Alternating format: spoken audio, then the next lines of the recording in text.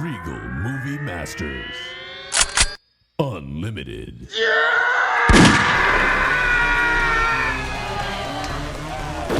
This is the Regal Movie Masters Unlimited podcast where we indiscriminately watch every goddamn movie that comes out at the local theaters. Your movie masters today are Justine. Hi. Brent. Hello. Dylan. What's up? And I am Colin. We got 3 movies on the docket today. Insidious, The Red Door, Joyride, and this is verboten. This is a naughty one because this one wasn't in theaters, but I feel like it's worthy of talking about. Extraction 2. And we have a new game from Brent. So that's at the end of that one. As always, every movie that we're talking about is going to be spoiled brutally. This is the warning for it so that we don't say it over and over again. Also, we have an email, comments, questions, things you take umbrage with, any sort of communication that you have to share with us. You may contact us at moviemasters760@gmail.com. moviemasters760@gmail.com. The electronic mail is the way to do it. Insidious, The Red Door, a.k.a. Insidious Chapter 5. It's only my a.k.a. I don't think it's also a.k.a. This is directed by Patrick Wilson, who also plays Josh Lampert, who would played Josh Lampert in the first Insidious movie. And the second one. And the second one, and any of the other ones that, or I don't know if the other ones have flashbacks to it. The story is by Leigh Whannell. The writer is Scott Teems, who gave us Halloween Kills. So the man who wrote on paper, then Michael Myers nuts after he kills the guy, is also the guy who brought us this gem. So we'll back up a little bit, let everyone know. Me and Justine, less so, not as much Dylan, got versed in the Insidious universe. Watched all 4 movies leading up to this, and I had never seen an Insidious movie before. So I have a massive amount of Insidious knowledge. And let me tell you, something that this film kind of is in keeping with is it's like a tight family of people. Like Leigh Whannell was the, I think, writer of the first one. Also plays Specs, one of the guys, the little ghost hunter guys with the glasses. Obviously, this one's directed by the guy who acted in the first one, the 2 kids in this movie who are now young adults because this movie takes place 10 years after Insidious 2, not to be confused with Insidious 3 and 4, which are prequels. IRL. So they're the same kids. Yeah, same kids. You got Ty Simpkins, who was also in Iron Man 3. He's a little kid in Iron Man 3. Really? Yeah, he shows up at Tony Stark's funeral in Endgame. Anyways, he plays Dalton Lambert. He is going to college now. It starts with kind of a bummer. They're divorced. The dad and the mom from the first 2 movies, they're divorced. And one of the kids is going to college. He has a bad relationship with his dad. Everyone in the family has a bad relationship is the theme of the movie. With the dad. Yeah, and then the dads have bad relationships with their dads. It's a lot of bad relationships going on. And old Dalton, he moves in with he has a roommate, Chris Winslow, played by Sinclair Daniels, and a boy and a girl roommates. That's a situation. They get it squared away, but she tags along with him in the movie and kind of helps him navigate his astral projecting into the further. And even the kid's brother from the first 2 movies, Andrew Astor as Foster Lambert, he's back. I read his bio, and he was on the leaderboard of Rainbow Siege 6 for like 3 weeks. Wow. Yeah. So he's pretty accomplished, and he's coming down from that to go back to the Insidious. Again, it's a small family. And what everyone's wondering, is she back? Our favorite ghost hunter, Elise, played by Lynn Shay. Yes, she is. Spoiler, which we already said earlier. Yeah, she's back in cameo form. She's a YouTuber now because she dies at the end of Insidious 1, and she is the only actor who is in every movie, which is so perfect. Well, I guess her and the Leigh Whannell. Dylan, why don't you hit him with her credits? Her credits specifically? Yeah. Yes. All right. Detroit Rock City. She plays Jam's mom that burns the tickets. She plays the teacher in the very first Nightmare on Elm Street. That's all I know, realistically, past Insidious. What's your favorite of the movies you've seen her in? Detroit Rock City. Exactly, yeah. Insidious 3. That is her breakout. That is her. Because in Freddy, she doesn't do anything. She just gives a test, and she's like, "Hey, go outside, Nancy." Yeah, so the great move of killing your character who people like a lot, and then just figuring out a way to include her. But it's fine. This is all about astral projecting and ghost world stuff. When you're in college, that's the thing. Is the kid is he's delving into his memories, which are tied to this trauma that he went through in Insidious 2, which was 3 movies ago, Insidious 1, 4 movies ago.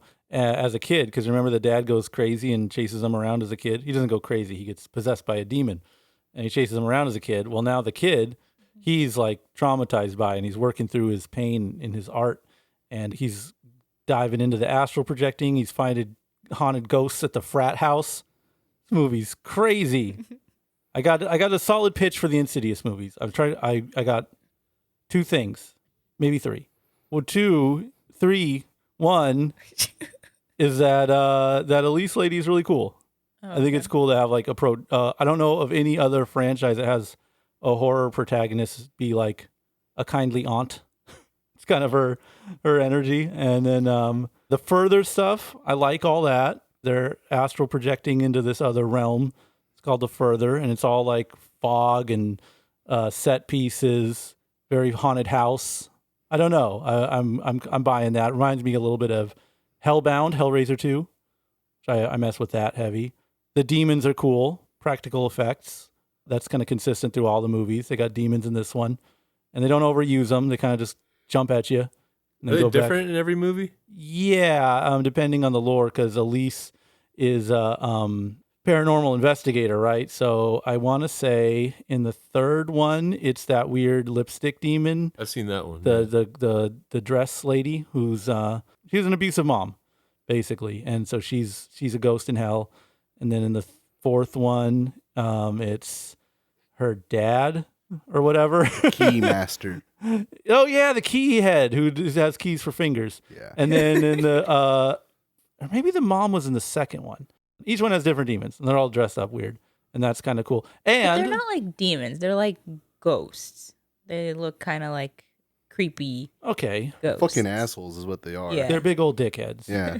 And I also like that these movies are PG-13, all of them consistently, and that's something that's kind of impressive for a 5-movie franchise, is that they've kind of kept the same tone going the whole time. And I think PG-13 horror is so like an admission of guilt. Like, hey, listen, slasher heads, like real brutal Texas Chainsaw Massacre freaks. Like, this one's not for you.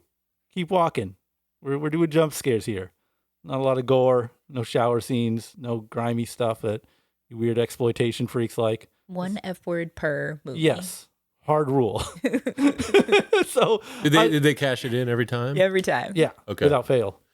And then for you veterans of the entire franchise, do you know why they call it Insidious? Not at all. One time in the first movie, Uh-huh. Elise is describing how the ghosts are kind of like, it's like in the middle of a sentence. He's like, yeah, this stuff, you think it's okay, but it's pretty insidious how, it kind of just gets in your mind very like in passing and then never again. I love it. Yeah. I mean, I don't think you can't tell me that when they were making this first movie, they knew there was going to be 4 movies ahead of them, as evidenced by killing the character that everyone liked. And then thus having to retrofit her back into all of them in either ghost form or, TV. prequel. 2 prequels. 2 prequels. Yeah. Yeah, the proper chronology is 3, 4, 1, 2, 5. And just to add insult to injury, they stopped calling it chapters after the second one. It was like Insidious Chapter 2, and that was a big deal. Then it's just like, 4 is the last key.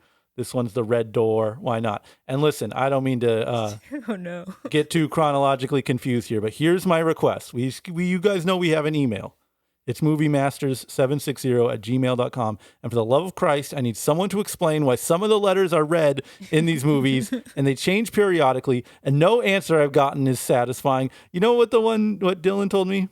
I'd like to hear this theory, actually. That the first one, it says C, the S and the I, SI, right? yeah. So that when you turn it upside down, it says is. Yeah. You stand by this statement. You didn't know that? That's just the internet. I don't know. I'm not saying that's what it is. But I'm then just there's saying, everyone keeps saying Insidious upside down is Insidious again. And I'm like, okay, fair enough. I don't know. Why? Oh, like a palindrome? Which would be fine. I'll accept that. Like, that's how low my standards are, is I'll Yeah. take it. Fine. But then make that in like every movie. But it's not, because in other ones, different letters are read. It's been driving me crazy all week because I've been watching these movies and have never figured out a satisfying answer.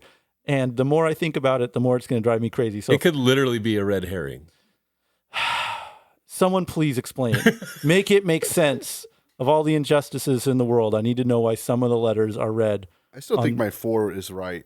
Well, You have to cover the U, the bottom part, to make it say I. yeah, but I is not Roman numerals for 4. Yeah, but then you have to put the S, so insidious is.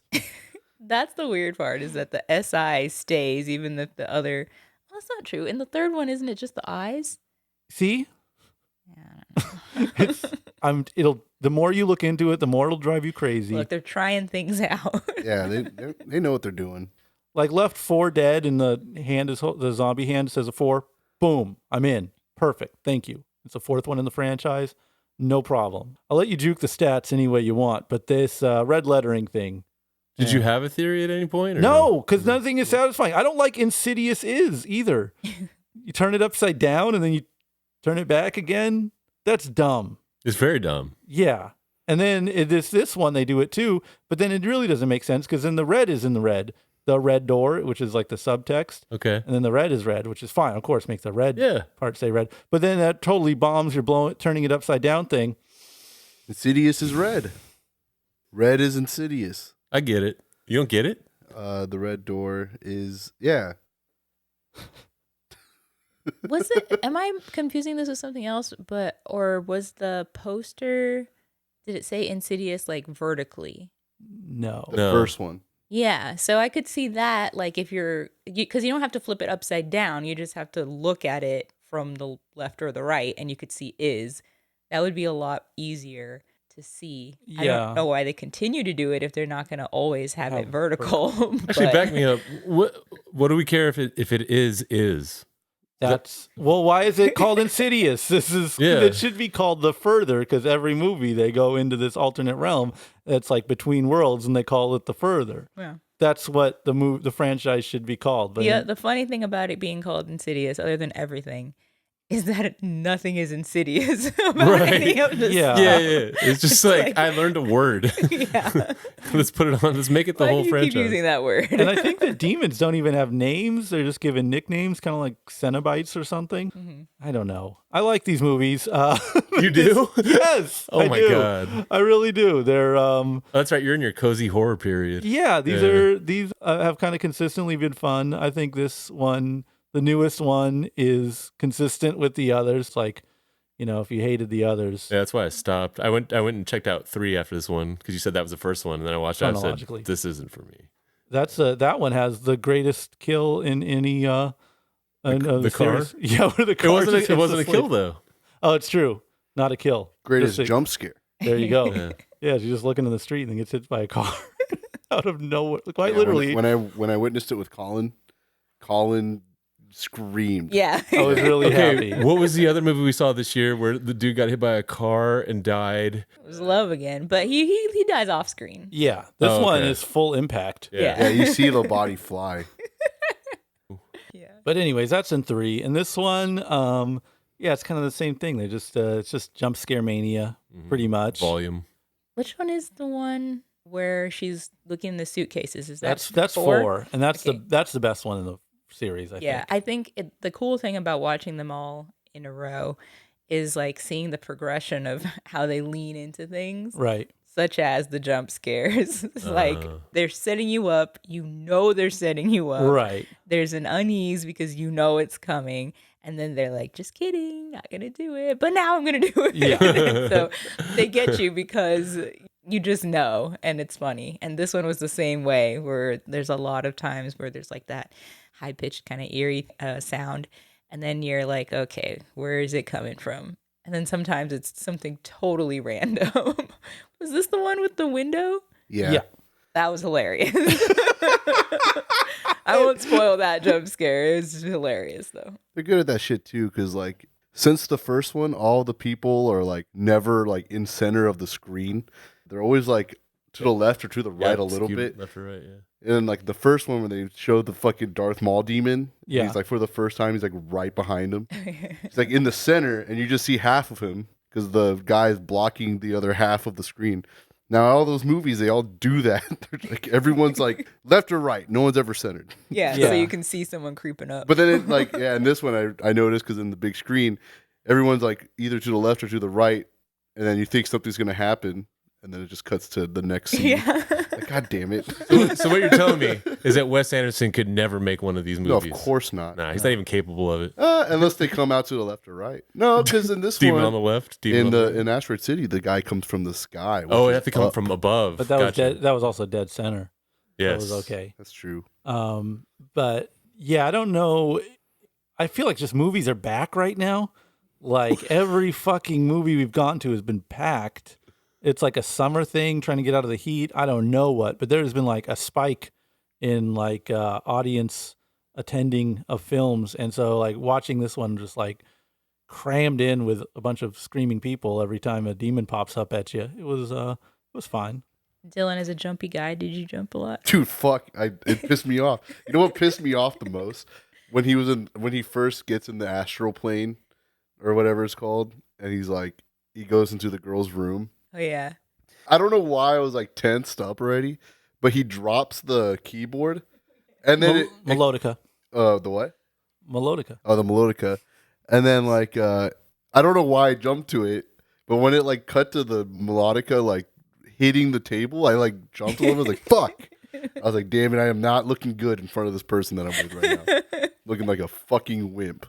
But it stopped, the jump scares for me stopped at like after the window scene. But I was so mad at that keyboard or the melodica scene. I was mad at myself. Yeah, so you want to be in a packed ass theater and have demons pop on screen and have everyone shriek. They do this a lot in this one. I would say too much, because in the other ones it's like we watched the deleted scenes for The Last Key, and like there's 5 jump scares in the deleted scenes, which to me says the director of that one was like, all right, let's kind of cut this down.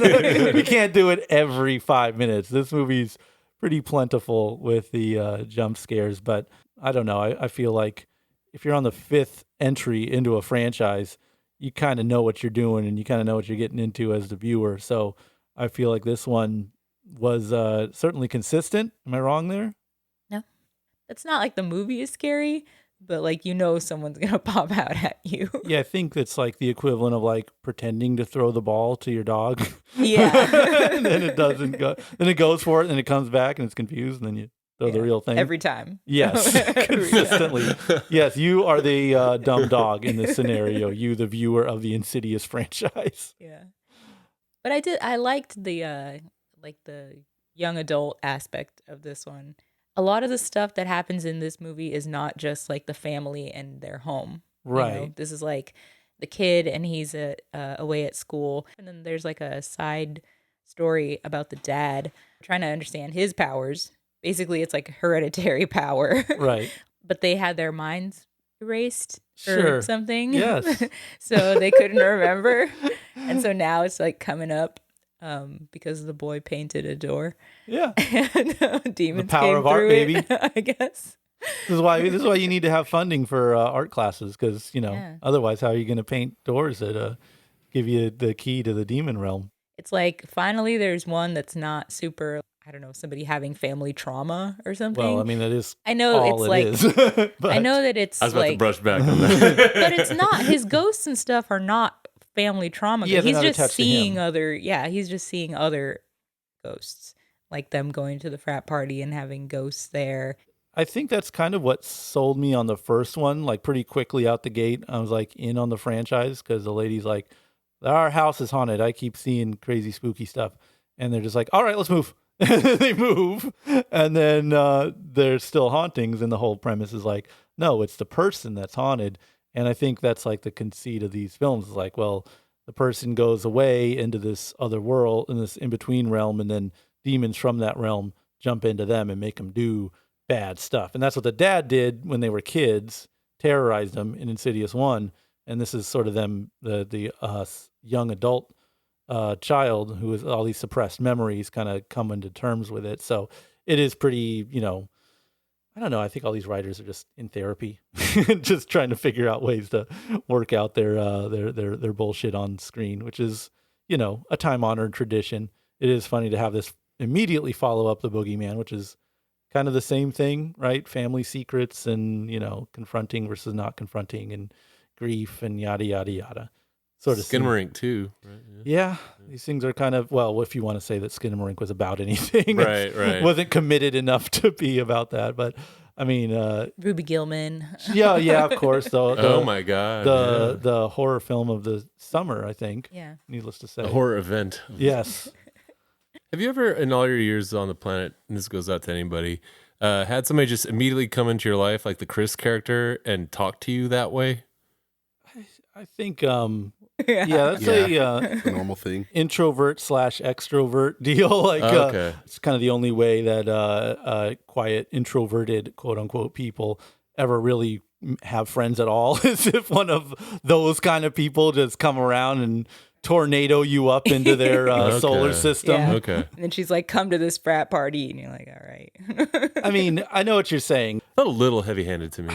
I think everything, I mean, I felt like this entry was particularly like movie of the week, kind of melodramatic. Yeah. And again, you walk into a PG-13 horror movie, it's telling you what it is. You can't really be shocked when, you get that level of acting, directing, whatever you want to call it.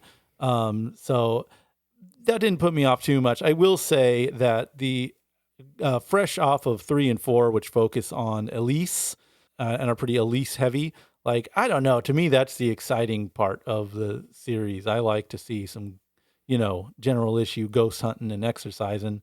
So I felt like her smaller role in this was kind of a bummer. Because, I would watch these. They could make these, again, if they didn't friggin' kill this lady in the first movie, you could have a forever franchise. Because who doesn't want to see two millennial ghost hunters and their, elder psychic caretaker They could still do it. solve stuff? Is it Dead Boy Detectives or something? There's like a person who can see ghosts and goes solving stuff with these ghosts that other people can't see. You should just do that. Just have those guys, and then Elise is a ghost, and they can still go around doing whatever they want.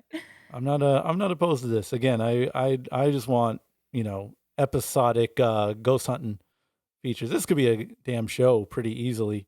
Didn't they have some Really? like YouTube Oh yeah, but that's not. sort of no, I spin-off-y want. thing? At least those guys did make a cameo too. It's true. Well, I mean, when you're the writer, you get to put yourself in. Oh yeah, I like that. He's like, introduce yourself. No. The Oh yeah, co-host, yeah, a little bit. That guy had a mohawk in 3. Yes. Okay. You can tell And- which movie it is by the hair. Yes. Kind of like Fast and Furious with Ramsey. That's how you know which movie it is. Which terrible haircut does Charlize Theron have? Yeah, one of those. Knock, knock. It's the red door. Are we opening up, or are we leaving this one closed? I'll open up. I'm an Insidious head. I didn't know this about myself, but here I am. Here I am sitting before you, being introduced to this series. Again, this was a fine entry. I feel like it honored the lore that us longs-running Insidious fans who just started watching these movies a week ago have been, really paying close attention to. And good, nice, soft underhand pitch, light fun, no complaints. Open the door? Sure. Yeah, open the door, let the demons out. They're not demons. It's very non-religious. They're in the further. They're It's ghosts. not purgatory. It's not purgatory. It's not hell. It's just where the spirits are. And apparently they're all bad, but they're not all bad. Some of them are like victims of the ghost people. Yeah, and then they can get freed, technically. Yeah. You can Oh, free yeah. them. They can the dad redeems himself in the fourth one. Yeah. It's kind of funny because some of the demons are like, open the doors. And the other ones are like, close the door. Good Which point. door? I'm getting mixed messages from these demons. Yeah. Yeah, and I don't know, like, the pukey frat boy kid is supposed to, like, redeem himself or get passed on. Listen, He's just stuck. Yeah. fog, heavy fog. This is why we need Crazy Elise. creatures. She comes to free the Yeah. souls or whatever. But yeah, open the door, let them all out, have fun. The end. I had to just paint over the door. I tried hard. Saw this movie. It reminded me that I had seen the first one. And then I was like, all right, I heard that, this is supposed to start at 3. 3 happened to be on Tubi, which is an excellent service. Mm-hmm. So I went and checked that out, and I was really, really bored. And I don't know, I have a hard time getting into a franchise where I'm like, that's just Darth Maul. So yeah, for me, I got to paint over the door. Sorry about that. I'll open the door, dude. Whatever. The ghosts seem pretty chill most of the time. Not really. They're fucking the third one. They're just cutting off people's limbs and eyes out. Anyway, 5th one's good though. I'll open the door. Shit's scary. Don't go on a first date while watching that movie. That will fucking piss you off at the end. That's Unless it. you watch it beforehand. Yeah, unless you looked up like YouTube, like Insidious 5 full movie, and then you just skip to all the scary parts and get yourself prepared. But other than that, don't watch it on a first date. But it is a good movie. Joyride is a film directed by Del Lim. She wrote on Crazy Rich Asians, and she wrote the story on this one. And this movie, the screenplay is written by Cherry Chevapra Dumrong and Teresa Xiao. They both write for Family Guy. Wow. You got the story. You got these kids that grew up together, Lolo and Audrey. Audrey's this lawyer type. Lolo's her childhood friend who's an artist and trying to make it. Audrey has to go to China to secure like a deal with her law firm. And Lolo, her friend, brings along her cousin Deadeye, played by Sabrina Wu, who's like a Taku adjacent K-pop fan. And when they're over in China, they meet up with Kat, who is Audrey's college friend, and there's schism between Lolo, her childhood friend, and Kat, her Different eras of best friends. Yes, and the adult one is like a famous actress over there, works at on TV and stuff, and she's got a guy. And they're not supposed to sleep with each other because the guy's very religious and they're saving themselves for marriage. And she was apparently very sexually liberated as a college kid, and that's part of the subplots within subplots here. Anywho, they're trying to link up with trying to make the law firm thing happen, but since Audrey was adopted, there turns into a side quest to find her birth mother, because they have like the agency that she was adopted from, right? Before they can seal the deal with the law firm, you got to find the birth mother, and that is officially when hijinks ensue. She assumes that she's Chinese. And yes. Finds out she's not. Right, Yeah. through the adoption agency. I know that women are funny, and I know stop Asian hate, and that's all I'm going to say. What do you guys think? Oh, dang. You guys missed the first scene, which put me in a weird space. I am half Asian. I'll put that out there. But there was like this cool scene in the very beginning that was both funny, but also like really oddly emotional for me. And I don't know why, but basically the tone that they mostly followed throughout the movie is, like whiteness is dorky. Asians are cool. Got it. So like they cut in the beginning, there's like a scene where when the two of the best friends, they meet for the first time, and it's kind of like a setup in a way, or they trick you. So Lolo is with her parents who are Chinese, and then they meet this white couple on the playground, and the white couple is kind of doing that like stereotypical like Brooklyn hipster thing of just like, hey, what's up? We'd like our daughter to meet your daughter, and like you're just assuming that it's gonna be a white daughter, and like that this is like maybe a racist town, and like that, but these two parents are trying to be cool, and then it's revealed no, they actually adopted Audrey, and so like it's a weird sensation, and I started crying, and I didn't know what that was. I think it was just more like just being like, oh, okay, this is a cool swerve in that they made you assume bad things about like this quote unquote hipster couple that just ultimately loved their daughter enough, you know what I mean, to want to find friends for her and that sort of thing. So it was this really tender moment in this really crude comedy to kick it off. And it just put me in a weird spot throughout. And there were other parts where I ended up getting really emotional. I don't know exactly what that is, other than perhaps, you know, my mom was an immigrant and she tried so hard to just get us to assimilate because she thought that would be our safest way through America. And so I think maybe that's where that comes from. Like there was a lot of things in this movie that churned up memories and experiences that were actually lived. So it was fascinating in that regard. Humor, as you pointed out, kind of all over the place. Some of it wasn't very good. Some of it was absolutely hilarious to me, especially like the nuanced stuff about Korean and Chinese cultures. There was some very funny shit in there that, I mean, you can't expect everybody to pull out, but for people that do have that background, it was pretty awesome to see. I guess if there were more in jokes, you know, There's that a lot, might be kind of alienating for some people. But on the face of it, though, it is like a raunchy comedy. And if you just accept it as that, it's totally, you know, serviceable as something like that. I did think that it was kind of neat how you get to sort of see Audrey as she's reconnecting with like her culture because she didn't grow up around it because her adopted parents were white. But her friends are all Chinese. And so they like know more than she does. And they're kind of showing her in China, like what she's missing out on. And then I think that twist of her not actually being Chinese is really interesting because she's been learning all this stuff the whole time, and you're like, "Oh, good, she's getting in touch This is who with her you are." roots. When she finally adopts it, Yeah. she puts on like the traditional like dress. Yipao? Yeah, exactly. Yeah. And then she's like, "This is not your culture, actually." Sorry. It's like, well, what does she do now? Is she adoptive Chinese, or does she, you know, have to learn Korean stuff? She really has no connection to any Korean stuff. Yeah. But so that was kind of interesting that it's a big twist. I again, like, we just watched what is it? No Hard Feelings? No Hard Feelings, which is one of these sex comedy, raunchy comedy. This was weirdly different than that because it was so overt, but it was also really like ridiculous. I wasn't bored at any part of this movie, and I didn't think I was going to like it. I don't know that I liked it, but I wasn't bored.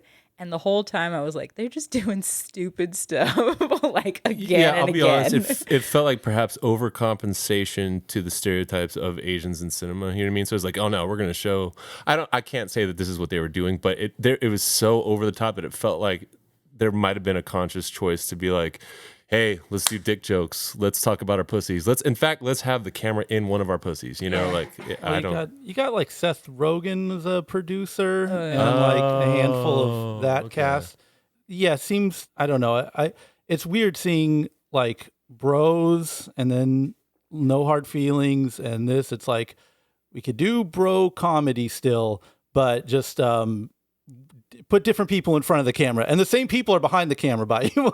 Same people are funding it. The same people are profiting. It's like a on ventriloquist puppet. It's essentially the same jokes, you know. I'm kind of confused. Writers for Family Guy too. That's important to note. That is really important to note. And I kind of like, I don't know. Is this like a loving tribute to this kind of movie? Is it a send off up? Is it a like, hey, you don't expect Asian ladies to be able to do this kind of comedy, but here we are, get used to it. Yeah. But it's also like, or we kind of stopped making those movies like 10 years ago.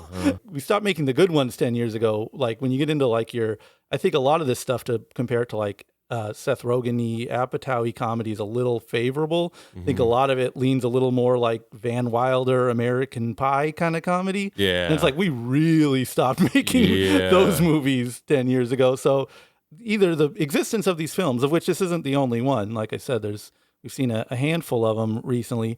Either they're sort of saying like these other, like with Bros, it was gay guys, right? And with No Hard Feelings. It's White Lady, and they're just like, hey, we can do these kind of comedies too. But it's like, so do you like these kind of comedies? Because I mean, Bros was kind of like openly aggressive towards them, like quote unquote calling them out. And this movie, I don't think had any kind of agenda like that. It's just the exact same kind of humor. And it's like, so is this a loving tribute to? It may be, or is it more like everybody gets their turn? Yeah.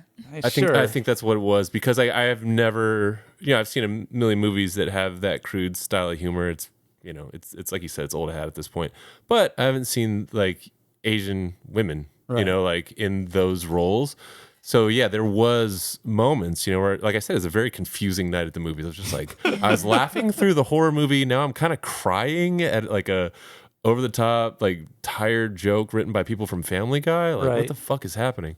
Yeah, I do think it's like everyone gets a turn. Yeah, and because of that, you get different flavors of the same kind of comedy that I think is interesting. I think one of the problems with that whole slew of the Rogan, the Apatow sort of thing you're talking about is like, it's the same thing over and over. Yes. It's these college kids.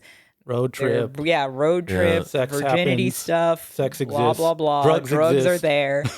And throw up, farting. that sort of thing where it's just like, we've seen this already. Yeah. You need to have something that's different about it. This I thought was interesting because, yes, it's a like girl trip. They're going to a different country. It's a country that you wouldn't normally see people go to on a trip. And then they're adults, Sure. They're not like college kids figuring stuff out and being stupid. They're just like, they have jobs, that's part of the plot. Yeah, there's just like different stuff in it that I think is what you need to do if you're going to revive this style of comedy. Well, it's just, is it a revival?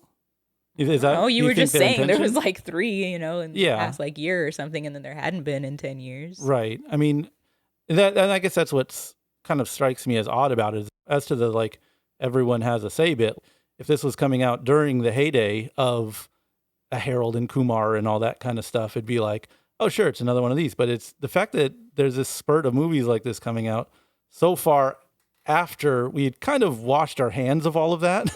It's just odd to me is all. But I think that the hand washing happened because they were all the same. Yeah. So now And the then it was solution just is to make it kind of all the same, but with new skins put different, over it. Yeah, it makes it different. Like we were saying, like, like you get your turn now. And I think like if you watch this in pretty close proximity to the Netflix series Beef, which is it's largely a Korean American story, it's fascinating, like getting to this point where like you can see all these things from Asian culture like in very mainstream vehicles.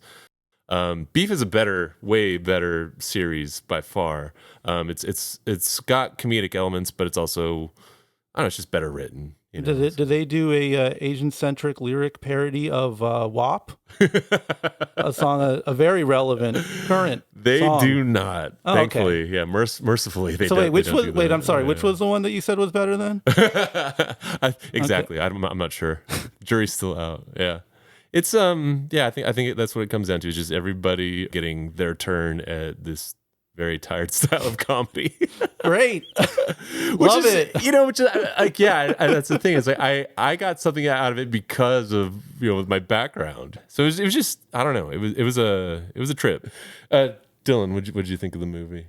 To be honest, I thought it was just fine. Yeah. I don't have any emotional attachments, but like as like I guess the half Filipino, I was like, I get it. And then I was just like, pretty much, I was just like, I don't, it's not for me, I guess. Yeah. I guess like, even if it was like, if the gender roles were reversed, like guys talking about their dicks all the time, I probably wouldn't find it funny. Oh, you don't think it would be funny if a bunch of guys on a road trip banged a women's basketball team and then injured them so they couldn't play the next day? You don't think that would have been hilarious? Damn, that is pretty funny. The gender swap thing would be very I will funny. say this, though. It doesn't always translate. By the way, the star of the basketball team, Baron Davis, comedy legend. He's in Step Brothers, and more importantly, he is in the Step Brothers commentary, which is one of the funniest goddamn things. Like, period. Like that is a different movie. Like Baron Davis, John C. Reilly, and Will Ferrell like doing the commentary track. It starts off as a musical, the commentary track, and turns into them just talking about the NBA for about an hour. So I highly recommend that if you can still find it on DVD, which I'm sure you can. Millions were made. Step Brothers. But anyways, Baron Davis is in this movie, and so that got me good too. That made me like nostalgic for the era of Step Brothers. I was going through it during this movie. I'm not gonna lie to you. It was a weird sensation.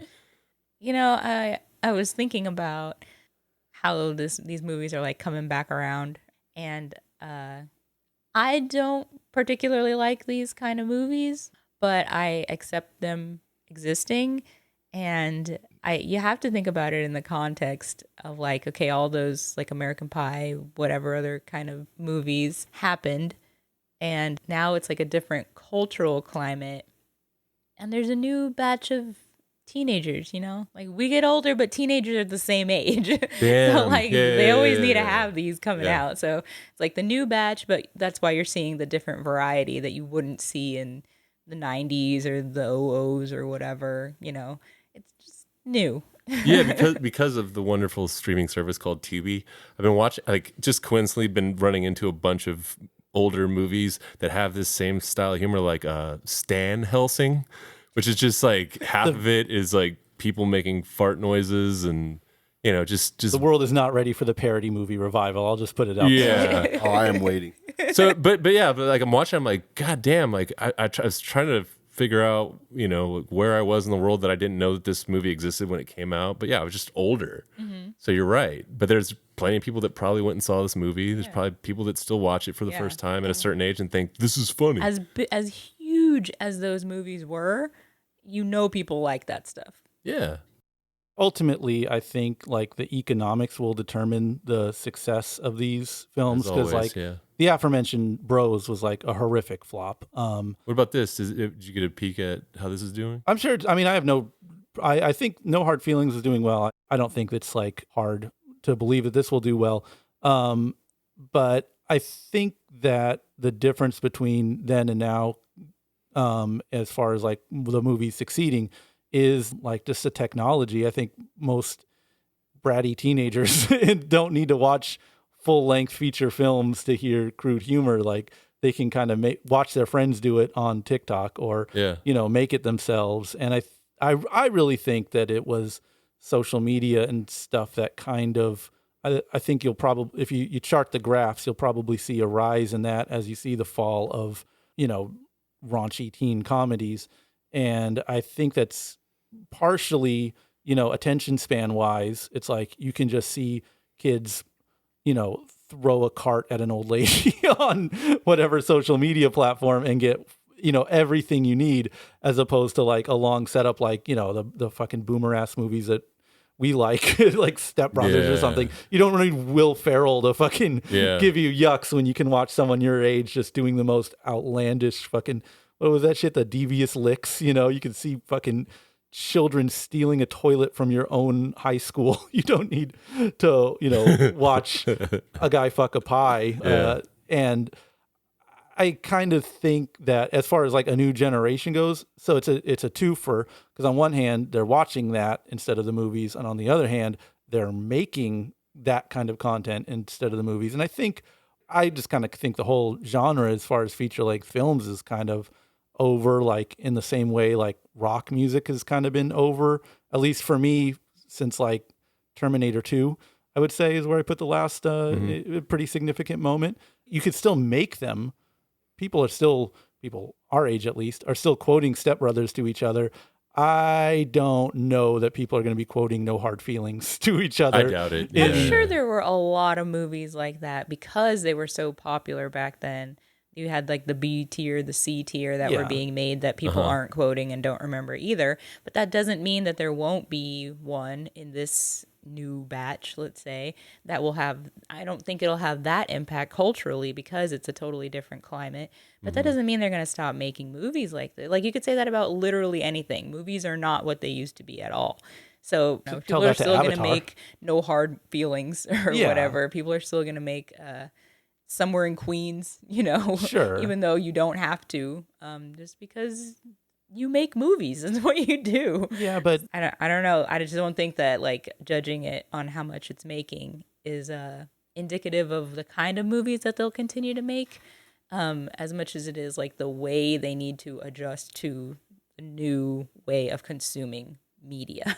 right. And I think the money behind this stuff is going to put the money into what's most profitable, and hence the means of comedy's production, be it, small stuff on social media or big budget movies, not big budget necessarily, but feature length films. I think the talent and everything is not going into, for comedy, is going to movies. And I do think that comedy is a little different than other genres, because more so, like, you can make like a magnificent, drama, and it can just be a timeless film that's appreciated forever. Like a comedy, you really need consensus. You need the public to agree with it, and you need the public to, again, and you're right. I don't think it is about money.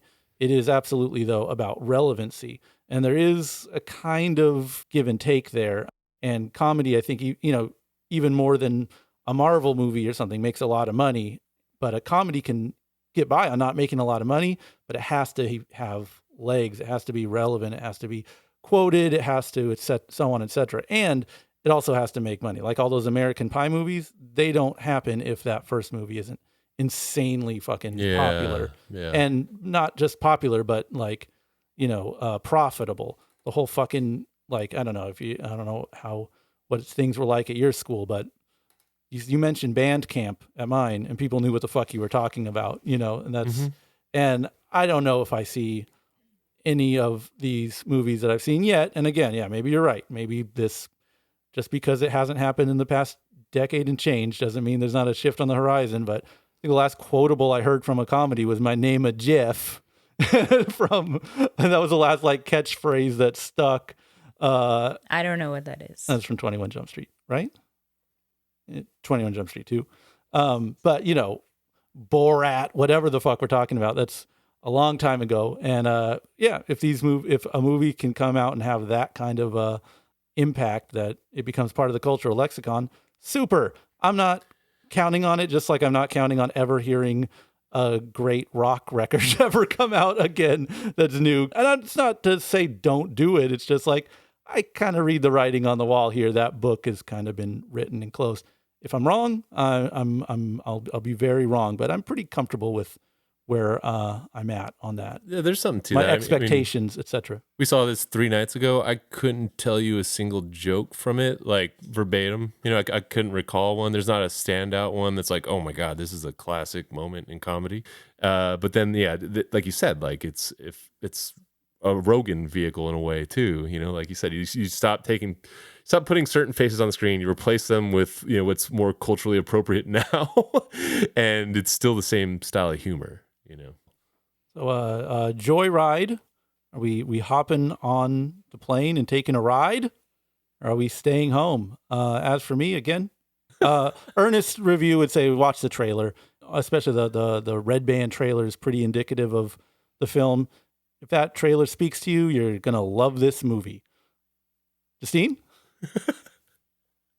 I roll at Colin.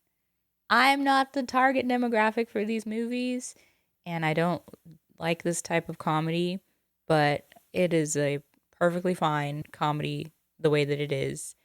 I do think it's neat to see different people and different experiences applied to this kind of comedy. And I thought it was, like I said, just stuff happening for most of the movie. It got kind of boring toward the end when they got into like the sad stuff or whatever. That lost me because I don't know. I don't know if those other kind of like American Pie type movies have that, but it was kind of a roller coaster, not a roller coaster and up and down, but the ones that go like side to side and loop and stuff until the end, which was kind of a bummer. But there was some funny stuff. So I wouldn't get on the plane or whatever, but I don't know. I wouldn't not. You taxi around the Yeah. terminal a You little know, bit. I'd go to the airport, Yeah. I'd hang out, I'd see my friend off.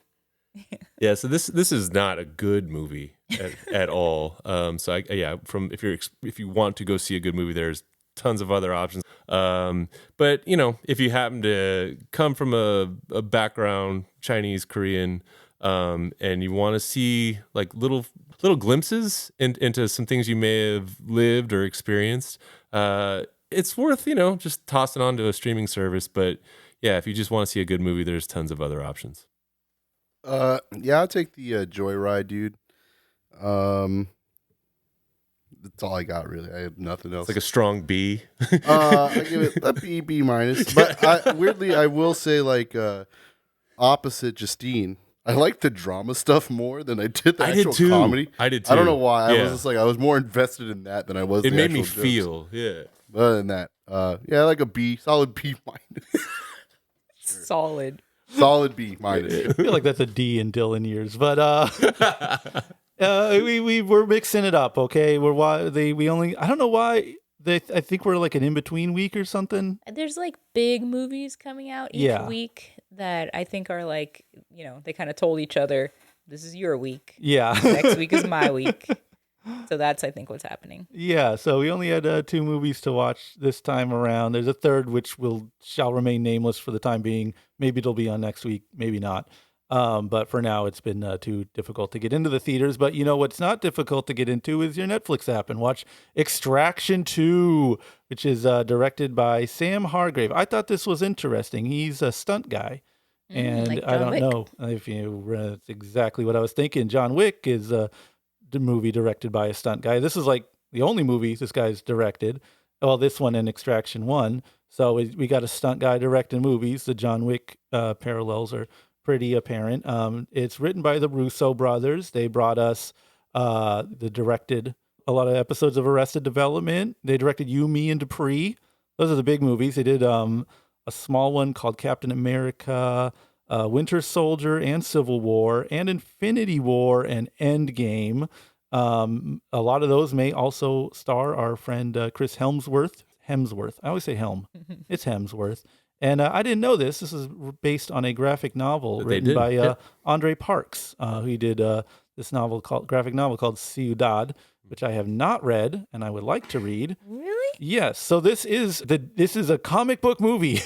Yeah, it was storyboarded. I think that's probably more accurate because one of the Russo brothers worked on the graphic novel too. Yeah. I have a hard time believing they're sitting down, penciling out stuff. But it's cool you get comic book movie guys writing it. It's based on a comic book. You got comic book stars starring in it, and it is very much a comic book movie and very much not a comic book movie. I guess this is like an interesting, what do they call that when they're doing lab experiments? Like a control. Yes. Like, okay, what happens if you take all the elements of a, Captain America movie, but you can bleed to death. Yeah. You leave out the part where he's a super soldier and, Thanos exists in the world and all of the kind of larger universe stuff. What do you get? And in my estimation, I think you get a pretty spectacular white knuckle thrill ride. This is an action movie, and it feels like an action movie. I didn't see the first one, but in this one, they got to extract a lady and her 2 kids from a Russian jail. Georgian. Eastern European Georgia. They're not going to Atlanta. So he's got to break into the jail, get him out. He's got a team with him. The kid, he's getting getting kind of brainwashed into this criminal lifestyle, so he's got like a foot in one world, foot in the other. Their dad, who's in jail with him, he dies on the way out. And so this kid is now torn. He's the little fucker of the movie. And they got to get him out, and they got to get him away from this criminal organization. Yeah, it's pretty actiony stuff, but it doesn't, and maybe you guys can help me with this. I put this question out to the group because up until like when the action started, I was like, oh, this is like one of those like fancy streaming shows. I don't know how to put it, like a prestige format. Like whenever people are like, dude, you got to see Narcos or something like that. Oh, the good TV yes, genre? quote unquote good TV. Yeah. Yes, prestige streaming product. Yeah. The beginning of this feels very prestige streaming product, and there's a lot of because you didn't see part one. You Right. just went right into. Okay, yeah, I can see why you would think that. 'Cause But yeah, when I did chronologically, right. and yeah, so I knew what I was getting into. Yeah, because it's different. Because we see, I would say, like recently we watched Kandahar, right? Yeah. And that feels like a streaming movie, but it's in the theaters. Mm-hmm. And it's like, is it context that makes it feel cinematic? Because that movie, I felt, Kandahar, felt movie-like, and this movie felt prestige streaming, good TV in the beginning. Once you start getting into the crazy Yeah, once the action and stunts, it's like, all right, I'm just watching something. But even to that point, that is elevated over a Expendables, even like a Plane, which I liked. This felt different than those movies. Yeah. It's funny because I was thinking about Plane today as well. This is, you might agree with this. Netflix, they over the last however many years, it's just you've seen the quality go down of their original programming. I feel like this is one that they knew they had to make to retain subscribers and or attract new ones, because you got Hemsworth, and it's just tighter, and it's on a different level than like a lot of the stuff that is just they're just churning out and stretching out. So I see what you're saying. Like they almost had to elevate it to quote unquote good TV prestige status. But what makes it that, as opposed to just like, because as far as substance goes, look at the team they put together for this. Yeah, but those guys don't make. I mean, Winter Soldier does not feel like this. Yeah, but the competency. To be like, hey, we need a hit. But it's still like different than stuff I see in movies, like what I would call a regular movie. Am I crazy for this? I didn't get TV. I didn't either. Vibe. Well, I see where like him jumping in on 2. So did I. Yeah, but I didn't get that from it. So if this was in a theater, you wouldn't think anything. If this was in a theater, I would assume it was that movie with Sylvester Stallone in it. And, Expendables? Yes, I would assume that's what it was. I would think this one looked a little more bougie than that. This looks like a Netflix movie. Yeah, it does. But what makes something look like a Netflix movie is kind of what I'm saying, as opposed to just being a movie that's looks like it should be streaming, but it's in the theaters. Well, what throws me off is Hemsworth, because I see him as a massive movie star. Right. So if I see that guy on a screen, I'm like, this is a movie. There's a lot of Netflix action movies starring like comic book people. Yeah. That just nobody pays attention That's to. right. This feels like one of those. I think the only thing that changes that is the action scenes are very choreographed. Right. And that comes from the stuntman. Yeah, The same way that like a John Wick is something else than a movie that you might think of, like there's a hitman and he's running around.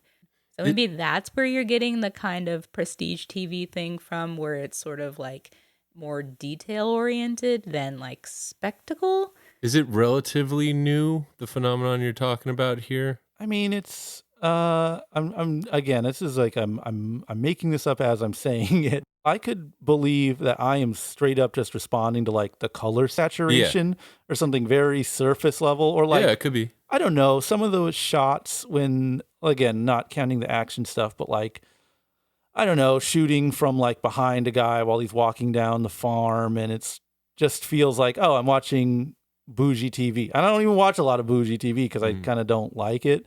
And it feels all very samey to me, And again, I'm calling it bougie TV. Obviously, I don't know what the fuck I'm talking about. I'm kind of shooting from the hip on that.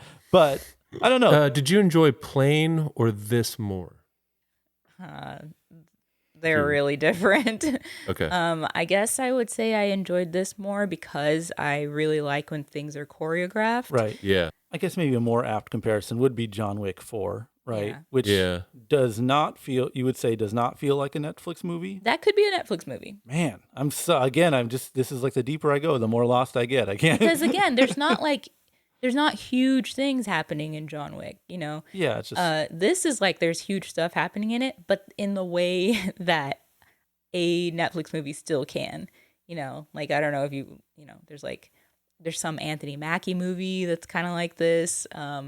there's those Altered Carbon movies. It's like there's a lot of action. Right. And they have a budget to do, explosions and stuff. It just doesn't feel the same way that like a Marvel movie does Right. explosions and whatever. But more like I'm trying to think of generic action movies we've seen in the theater, and I don't know that there's. We haven't seen Again, one we like keep this. deferring to Plane That's why I started because playing. that's like Plane also has like they're not doing the extraction, but they are being extracted. Right, So right. like it's not apples to apples, but it's as close as we can get based on what we've seen in the last year. But I mean, this movie has multiple people just dodging rockets, Right. Yes. just kind of leaning away from exploding helicopters. So I've never been hit by a rocket. Have you been hit by a rocket? They're compared pretty to easy to Fast dodge. Yeah. compared to Fast X. Oh These god. are the same. These are the same movie. There's car chases. I guess people don't really shoot each other up in Fast X, but there's buildings. There's buildings. There's people in tall buildings in peril. You know what? That does segue into my biggest gripe of this movie, which I Mm-hmm. realize is a trope that annoys me in every movie. I guess where you'll have like, I am the crime lord. I am a psychopath. I have drug rings and I sell landmines to child gorillas. And I have here's my white slavery factory over here. I am a fucking I'm a scumbag. cold-blooded, evil, vile man, and I'm going to show how evil I am over and over again to the audience. Okay, audience, you get that I'm evil, right? Okay, hold up. My cousin? He died? Who is the man that killed my cousin? I now, as a complete stone cold sociopath, am really invested in my family. Like, how dare he? That's my brother. I mean, I'm going to kill like my right hand man who's like my henchman who's been with me forever and who you've grown to like as an audience member. I'm going to like kill him ruthlessly to show how cold blooded I am. But this is my brother. This is family. This one this matters to me. Like, I don't know why they make it like, oh, this is where he draws the line. He's a real family man. He's a family guy, if you will. And it's lucky that we have a family guy who can, really be concerned with his brother dying in this movie. That's what happens. His brother gets killed by the extractor, and he's like, ooh, I'm going to throw every single thing I got, which is also, I mean, again, obviously, I'm not nitpicking this movie. I know what I'm fucking in for. It's strong guys running, shooting. A+. I like those kind of movies. I'm along for the ride. Don't get me wrong. I'm not cinema sinsing this this thing to death. But like, you are, as a criminal organization operator, you are still a businessman. Yeah. You have a bottom line, and you're like, no, fuck it, all in. I am gonna kill this one guy. It is so important to me to kill this one guy. I don't care that I have a lot of fucking spinning plates just as like an entrepreneur, legal or otherwise. Yeah. Like, forget all that. I need to kill this guy who killed my brother. Sure. Cinema Sins section of this is over now. Okay, to shine it back up, this movie makes you hate a child, which is fantastic. I'm trying to remember the last movie I saw where I got to hate a child. Can't remember it, so to this movie I owe a tremendous debt of gratitude. That kid sucked. Do you hate a child or do you hate a fucking snitch? Both. Let me tell you. Both. One and the same. All you aspiring screenwriters out there, if you're trying to get the screen to hate a kid, make him fucking snitch, because no one likes a rat, likes a especially snitch. not in a movie. Ugh. Since you said that they did all that Marvel stuff, I was sad that Idris Elba wasn't in this more. You got Thor and Heimdall reunited. But they teased that he's Right. got a bigger job for our hero. Oh, Colin was tripping about the wood cutting Oh, stuff. I don't know. What do you mean? I want to hear. I said we have an email again. I don't mean to keep bragging about this, but moviemasters760@gmail.com. I want to hear from the male attracted people out there. What is the wood cutting thing like? I know that that's like a sexy trope and that people like it. There's like Dylan, there's like TikTokers that just cut wood, right? Yeah. And Instagram reel people. Like, there's a whole cottage industry of like burly men chopping wood. And we've seen the, iconic scene in the Russo directed Civil War where, Captain America's chopping wood. Like, Like, Dude, all right. I'm going to tell you a story I've never told anybody, and only one other person knows this, okay? And I'm going to tell you like another demographic you're not thinking about. Teenage boys. And why am I saying that? Because there was one night in Virginia, it was raining, middle of the night. My dad walks out. He finds me shirtless, chopping a bunch of wood out in the woods by our house at the time because I had just started lifting weights at the time, and I thought I looked cool out there. So I mean, that is like that is a big swath of people. So the teenage boys want to be Teenage boys. I want to chop wood. It's aspirational. They can't dodge bullets. They can't drive a tank through a thing. They can't break into a tank. I'm sitting here. That means a rocket has never hit me. Okay. Maybe they too one day can chop wood with an axe. I just wondering if it's like for people who like guys, if that isn't like the bikini babes car wash equivalent. Let me ask you this. Let me look at For sure. girls. Have you ever chopped wood? I want you to take a good look at me, Brent. I am, and I'm asking. I want you to look around you, look Think at your about surroundings. where you were born, where you grew Yeah, up. that's true. Yeah. You grew up here. My cultural background. You were chopping palm trees. I want you to really rethink that one. Yeah. Chopping Not a kale. lot of oak around here. No, I don't. And also, I've never attracted a woman, so maybe that's the connection. Maybe that's what you got to do. Have you ever held an axe? I mean, like at Home Depot or something to be funny. Right. I'm an X-Man. I'm an axeman. We threw an axe that one time. Oh, hell yeah. I didn't even do it. I don't think You didn't do it? I threw it, but I was I'm so the pathetic. I'm so comfortable being a sissy. I don't think you understand. Like, I'm fine with that. I'm fine. And I think that's why it's like, a little confusing to me when I see very like, for lack of better words, heteronormative behavior presented on screen. It happens a lot, the wood chopping thing. Well, that's the thing is like for you, I was like, what wood chopping scene? Because when I watched it, I was just like, yeah, you just chop some wood to get back into shape. But you were like, what is going on with it? If it was just this movie, it wouldn't ring a bell. But it pops up a lot, and it's like I acknowledge it as it's supposed to be eye candy. Like this is supposed to do something to people. They like to see guys doing this, but it's again, I'm so confused at this behavior. The whole characterization of Hemsworth in this movie is pure white meat baby face. You know what I mean? Like you get his ass, career. Yeah, you get his ass just beat down during most of the movie, just so that like you feel for him, so like you want him to triumph, you want him to accomplish the mission, and like part of it too is just making him aspirational. You want like to see that as aspirational. Like, wow, I'd love to be in that kind of shape one day. To be a wood chopper. Yeah. I'd love to do manual labor. Push rocks. Yeah. I'd love to have chores. Yeah. That's the funny part to me. It's like, okay, he's doing a Rocky, so I get it. Mm-hmm. But they also just dropped his behind out in the middle of nowhere, so he needs some wood. I know. Yeah. That's the thing is, it was functional. Yeah. He absolutely does need that. Yeah. I was just mad that they always do this, and again, this is one of the tropes of these kind of movies where they go in with a little team. I don't know their backstory, but there's a lady and a guy that I assume are siblings, and they got to get rid of one of them. I know. It's always the cool one. But you know what? It works on me. It always works because they do that on purpose. Yeah. Emotional manipulation. Yeah. I got a word for this film. I'm going to say effective.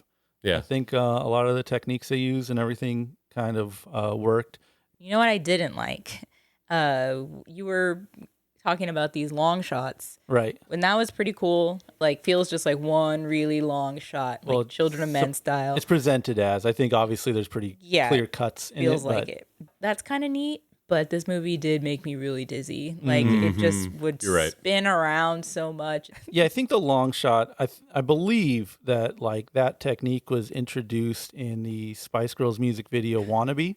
And if you'll notice in that video, there is exactly one splice, which I think is like they walk through it. You can always tell the cuts in those scenes. Not always, but generally speaking, there's like the cut will be like they walk through a door or like they twirl. Oh, look at my dress. And they twirl around and then you're in a new thing, which is fine if you're doing the Spice Girls music video where they just run into a place and then go into different rooms and then have fun.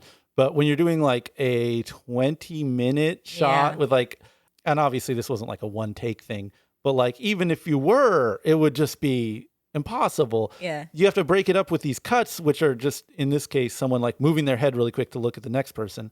But because requires so many cuts, in this quote unquote long shot, it is just like whoo, whoo, whoo, whoo, and every whoo is a cut, but instead of a cut, it's just a camera moving really quick. So I think that dizziness is probably, I would say this didn't really feel like the long shot. It didn't really feel natural, but I think it would maybe the story merited it because it does keep you so amped up. Like and, there's no break for them. Yeah, and it's like the characters are going through this like insane adrenaline spike. And to this movie's credit, and to the credit of or maybe a justification for the long shot, like I did not look at my phone once during that whole scene because I was just like, I was just staring at the damn screen. I was like, how long is this going to go for? Yeah. So, if you want to make someone really pay attention, I don't know, maybe that's an antidote to like just totally overkilling that kind of stuff where it stops registering in your brain is just, okay, fucker, look, it's one shot,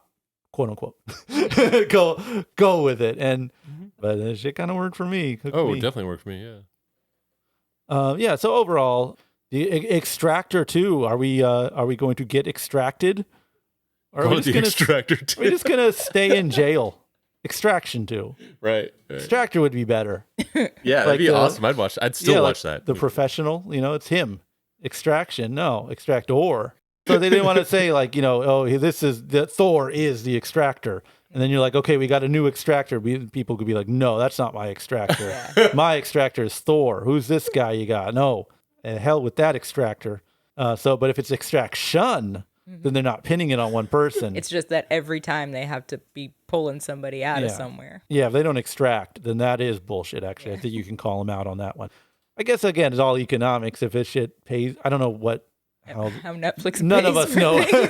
There's a buzz about it for sure. Yeah, so, I mean, honestly, for me to hear about something, because I don't pay attention to Netflix very much, to kind of break through my blind spot. Yeah, and this one qualifies as that. So presumably more coming, and frankly, I'm here for it because I had a fun time on this one. I will let the Extractor extract me. I thought it was fine. It's one of these movies. You know what you're getting into. You know what you're getting into with Netflix action. You know what you're getting into with Netflix horror. And I'm into both. They're fine. So I got to hate a child, and I saw a bulletproof version of my car on the screen, and Hemsworth as a white savior. Hell yeah, dude. I'm down. Loved it. It was nice not having to go to the movie theater. I hate saying that, but it really was. It was just to be able to be like, okay, I'm at home. Let me watch another movie. Threw that on, or rather threw the first one on and then this one. I watched them both straight through without a break. It was an easy watch, and I enjoyed that. So yeah, I'm extract me. Brent, you got a game for us? It's not so much a game as a development. As people know, we're in an era of entertainment mergers and acquisitions. And we come to find out today that Regal Movie Masters Unlimited has acquired every property, every studio, every comic book company. We all own it now. We've got a lot of work to do. And so this section is called the Auteur Amateur Hour. We now must create the entertainment of the future. So what we're going to do is I have distributed a list of available actors that haven't signed to other projects yet. And the three other movie masters, I need to split up the work. So, Colin, I'm going to have you cast a superhero movie. Justine, I'm going to have you cast a sci-fi movie. Dylan, I'm going to have you cast a horror movie using these actors. Now, so there's basically 3 tiers of them. For tier 1, to use any of these actors, it's going to cost you 25 credits. For tier 2, that's going to cost you 10 credits. Then there's a tier 3 for 4 credits. And then there is a shit tier where you can get any of these actors for free. It's all about your vision, because you might see a diamond in the rough here. Now then, because these are different genres that we're casting, Colin, for your superhero movie, you're going to be working with 125 credits. Justine, for your sci-fi movie, you'll be working with 100 credits.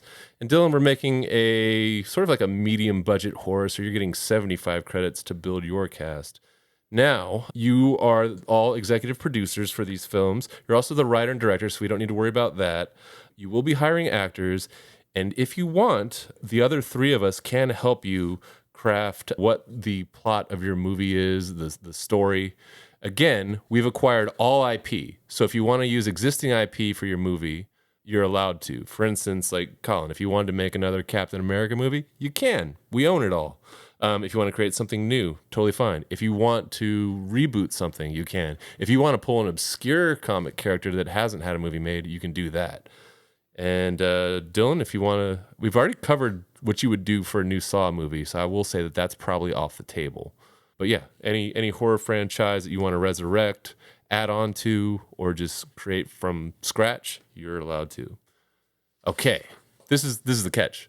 Because we're making all these movies all at once, same time, once one of you grabs an actor, they're not available to the other two.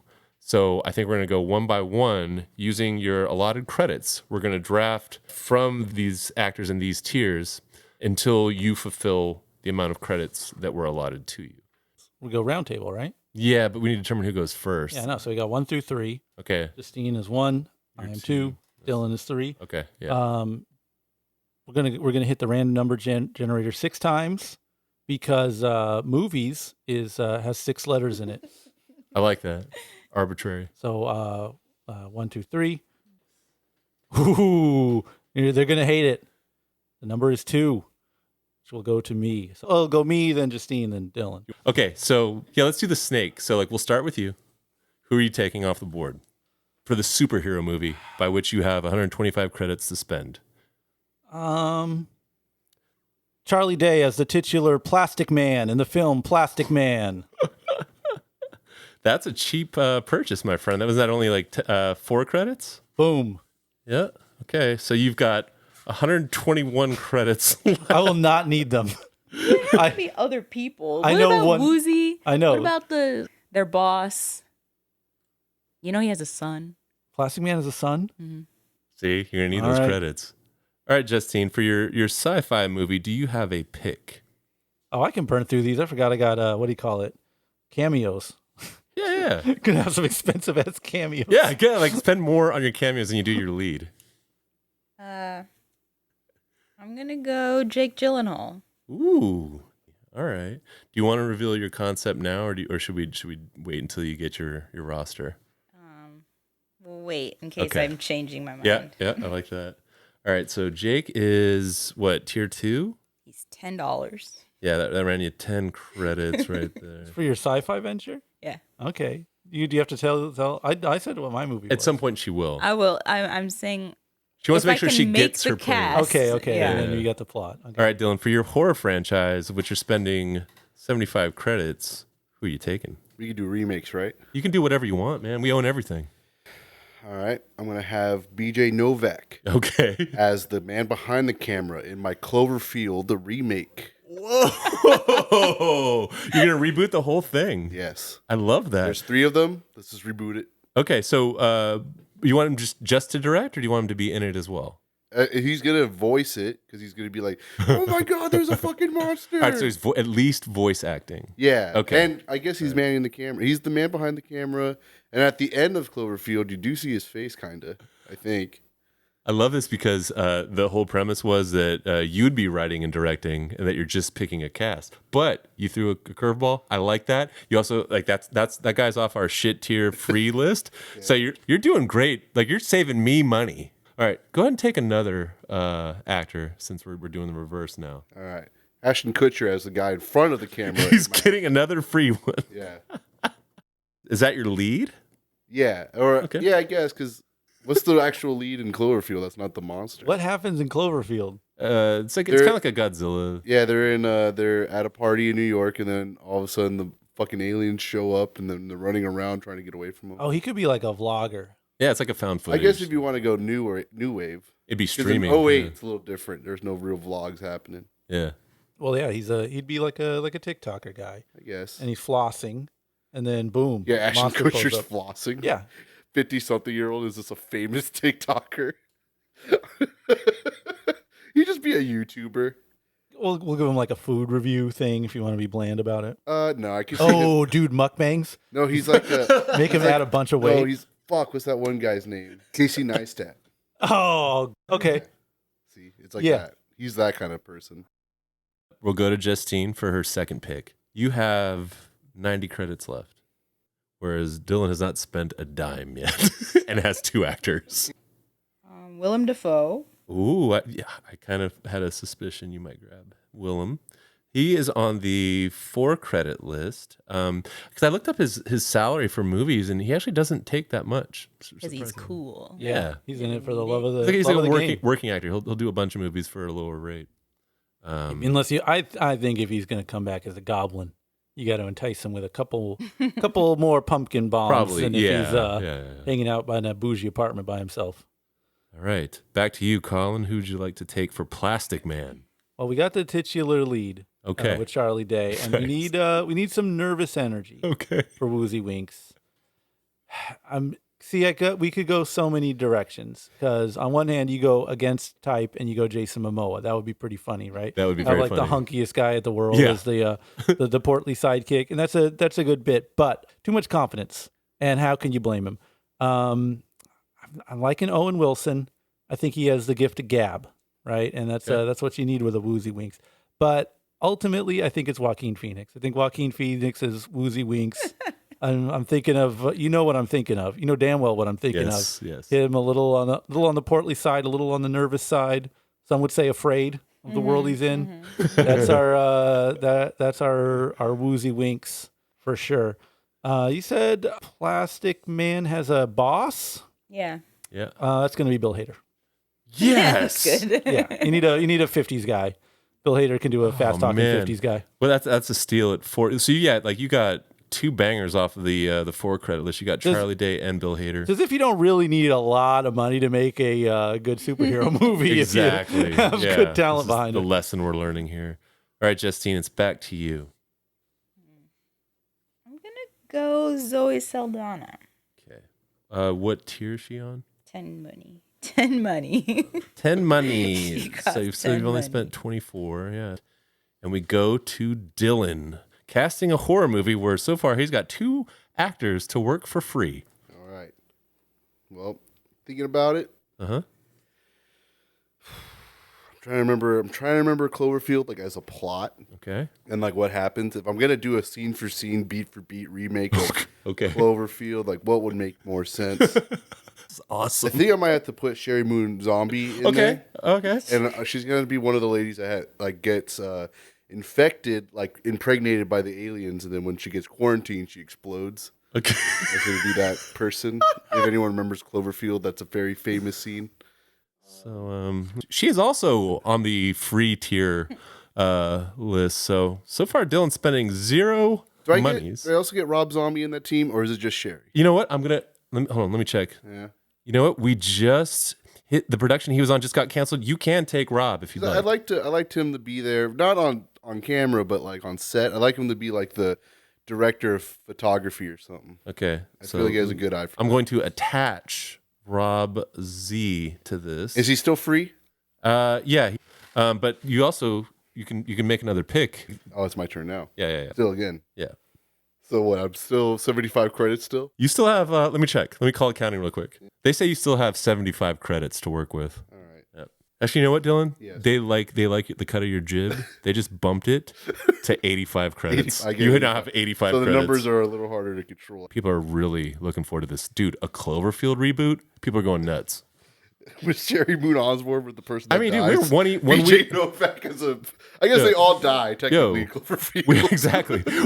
We are 1 week Spoilers out for from Cloverfield. Comic-Con here in San Diego, and let me tell you, the streets are running wild with Cloverfield mania right now. So yeah, you just got a bigger budget, buddy. You're at 85 credits now. Well, after watching this person's movie, his name is growing after that film. I'm gonna go ahead and I'm gonna throw Bert Kreischer in there. He's just gonna be one of the guys that runs around with him. Uh-huh. I would have him be a person like on screen, like a human being, Uh-huh. and possibly a voice for one of the aliens, like that screams. or Wow. yells. Yeah, you got like a versatile list of talent here. Yeah. And let me check your budget real quick. Yeah, you're still at 85 credits. Yeah, and since he's like Crazy. getting popular, he's getting like more famous Okay. Yeah. from that new movie. Grabbing him on the come up. I like Yeah, it. and he could probably be the funny funny side character that tries to bring light into the world getting killed by aliens. Possibilities are endless. Yes. Absolutely. Justine, do you have another pick for your sci-fi movie of which you still have 76 credits to spend? Yeah, I think I'm gonna go with Finn Wolfhard. Ooh, okay. I thought you were going to say Vin Diesel. With Finn I Diesel. was like, yo, see, that sounds cool. And Finn is on the 4 credit Yeah. tier. Accounting's going to love that. Which one's Finn Wolfhard? He's from Stranger Things. He's Oh, the kid. Yeah, he's also got a band. Yeah, apparently. I remember now. All right. We revisit our superhero production. And Colin, who else is going to be in Plastic Man? You know, You got 2 picks. you've heard, you got the DC universe, you got the MC universe, all very popular. But what you don't realize is that Plastic Man originally appears in Quality Comics, later acquired by DC Comics. But we're sticking to the Quality verse, who ran reprints of The Spirit, and we are getting George Clooney as the Spirit, baby. Of course. Crazy take. Doing some white Wow. knuckle detective work, some film noir. We're linking up, and we're gonna solve some pretty street level crime. Oh, come on, listen, I'm not just doing this to burn through credits, I swear. But That's our first 25 credit pick. again, this is we're doing detective work. We're busting guys. Okay. Oh yeah, because Plastic Man's like a mob guy. Yeah. That's his Heel. oh Yeah. my god, that's so cool. So he's undercover. As a chair. Yeah, we're basically you can't do these without a huge supporting cast of like mobsters. You've seen Dick Tracy. I have. You know how this fucking goes. Yeah. We're not going to do a goddamn mob boss movie without Robert fucking De Niro in a supporting role. Supporting. Okay. At a paltry 10 credits. Okay, so you grabbed De Niro in the supporting role, which only cost you 10 credits. That's very wise because you could have spent the full 25 if you wanted him in a lead. Can you But imagine like there's Charlie Day as Plastic Man, what are you being like a skittish fella, and he's reporting to his mob boss who's supposed to not know that he is a undercover superhero, and the mob boss is Robert De Niro, who's just deadpan delivery. Come on. wow. I like your vision so far. So yeah, you grab Clooney and De Niro, spending only 35 credits. Hell of a deal. Justine, back to you for the sci-fi movie. Viola Davis. Nice. 25. Well spent. Over to you, Dylan, for the Cloverfield reboot. All right, so let's see. We got Ashton Kutcher, Uh-huh. BJ Novak, Correct? Bert Kreischer, Yep. Sherry Moon Osborne. Yep. I need to put some more faces in there. I got to put, and this is gonna be a crazy take, and I don't think anyone's gonna expect this. Okay. I need some Academy Award winners. Ooh. Let's go ahead and put Michelle Yeoh in there. Nice. She's working beside Ashton Kutcher, BJ Novak, Bert Kreischer, and Sherry Moon Osborne. Michelle Yeoh, of course, on the tier 1. You finally spent some of your money. Yeah.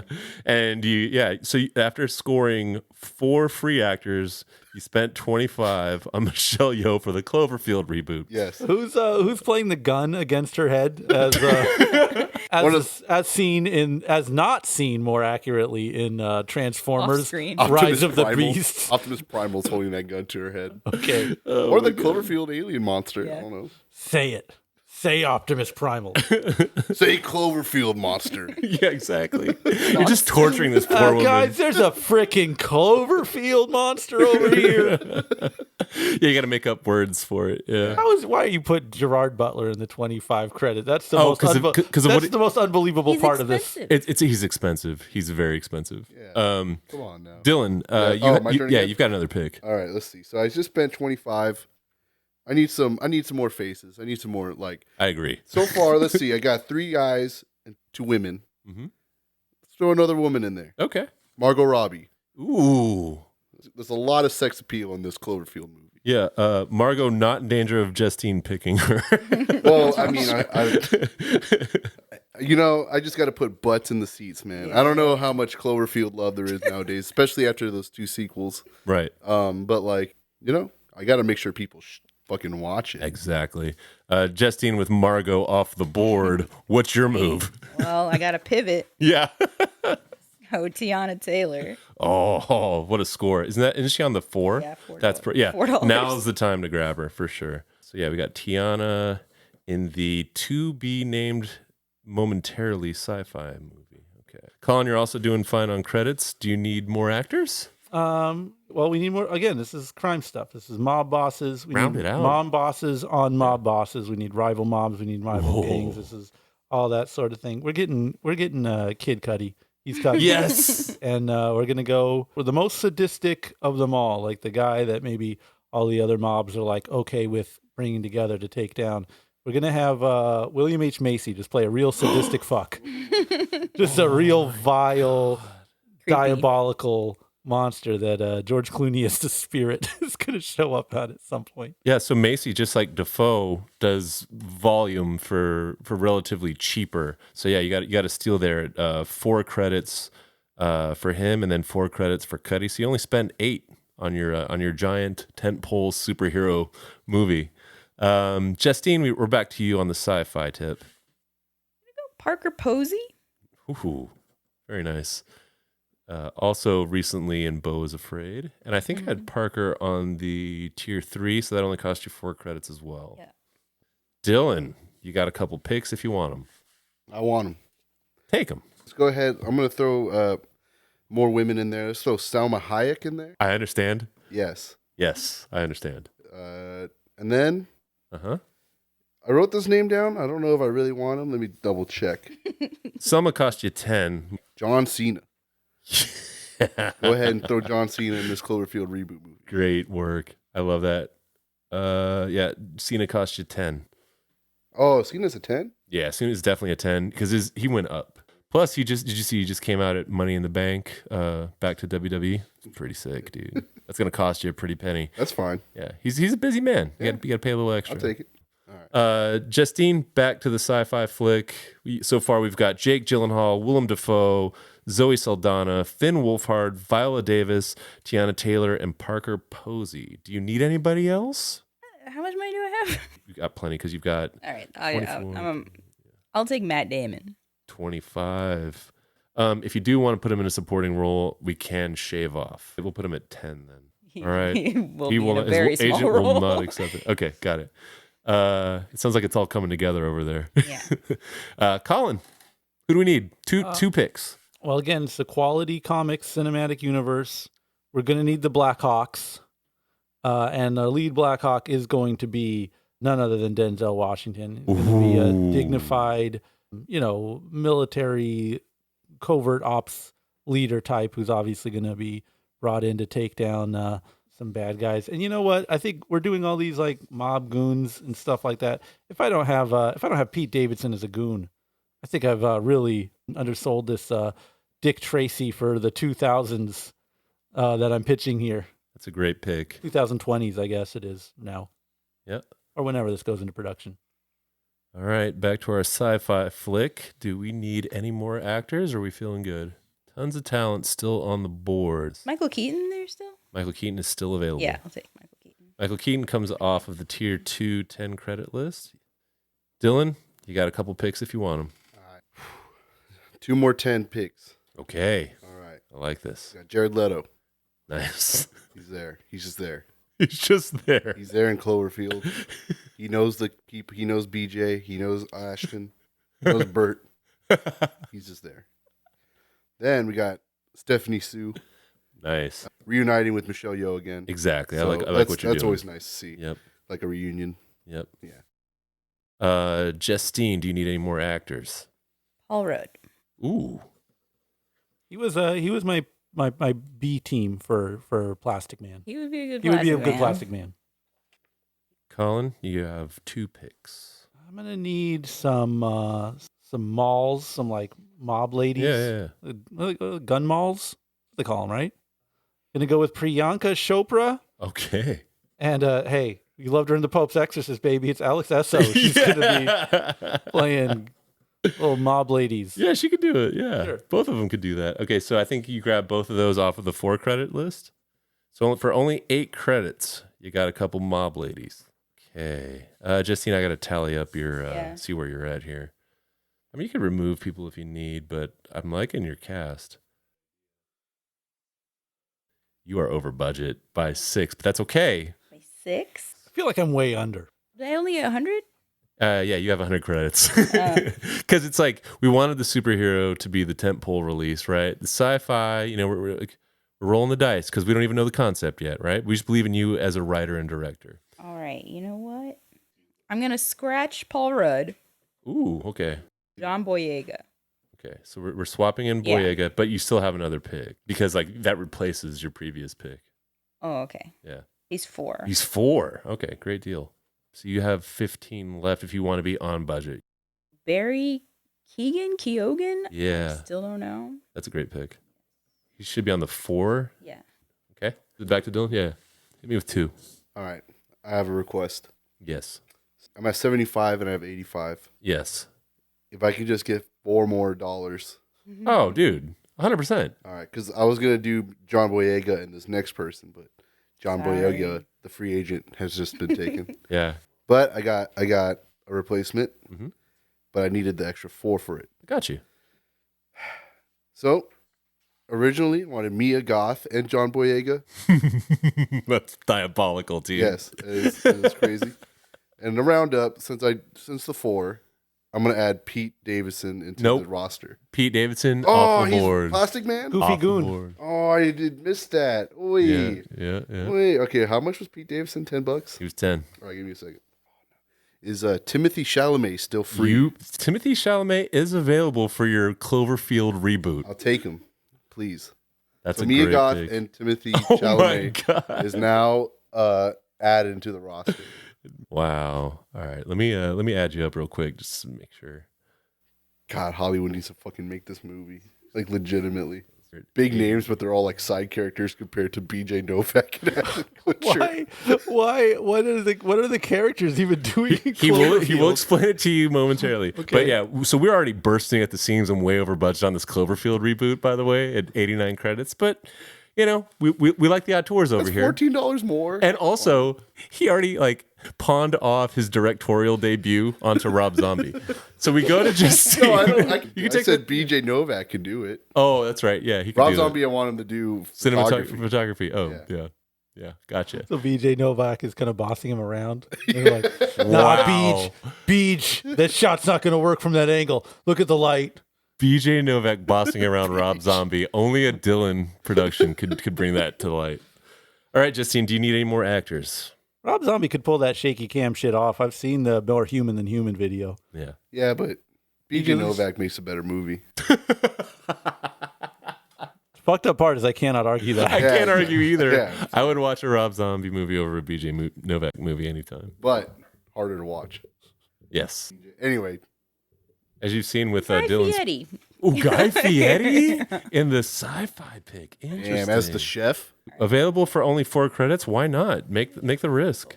We've seen what he could do in 80 for Brady. What can he do in a sci-fi flick? All right, so you're at 93. Colin, you are still well under budget for your superhero How movie. under budget am I? You technically have 21 credits, but as we've discussed, if more is needed, you got to make your case. Yeah, I'm just going to go rapid fire and kind of call off some people that should be in these. It's going to be very Dick Tracy. We got to get Dave Bautista. Yes. That's a tenor. Okay, that's 10. So you're at 114. We'll go Halle Bailey is like a torch song singer. She's a 4, and then we'll go over, but fuck it. I want to see John C. Reilly and Julia Louis-Dreyfus in this movie, and then I'm broke. I'm out. That's it. You just took 4. Yeah, They're done? I think they're done. I'm done. I have one more. Oh, you Yeah. have one more? Who do you want? Or did you want either John C. Reilly or who was the other one? Julia Louis-Dreyfus. Yeah. Do you want General either of issue those? mob people.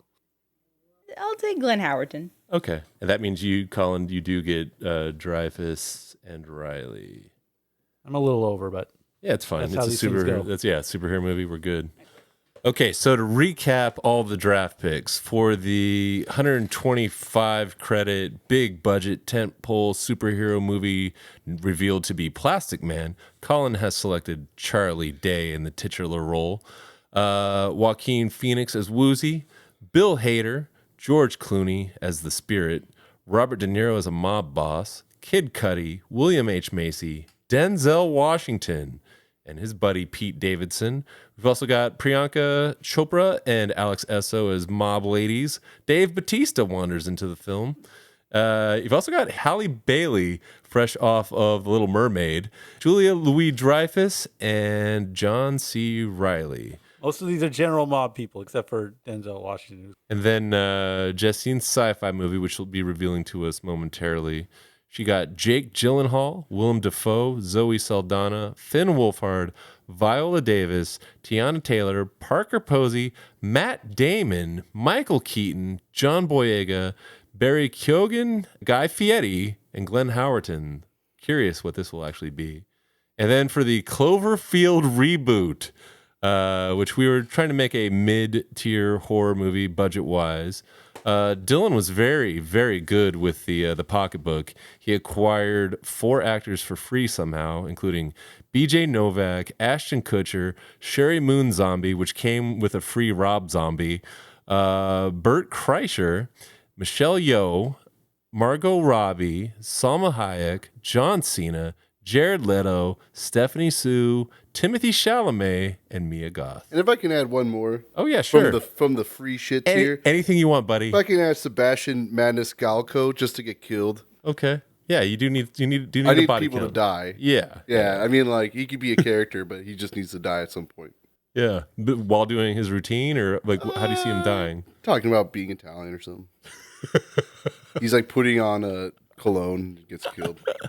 All right. Whatever that joke was in that movie. So, Dylan, tell us more about this Cloverfield reboot and how all these characters are going to interact with each other. You know, if you want to give us any story beats, you want to tell us the runtime, plot, just flesh out your movie a little bit for us. And if you need any help from your fellow writers over here, I'm sure they're more than happy to chip in.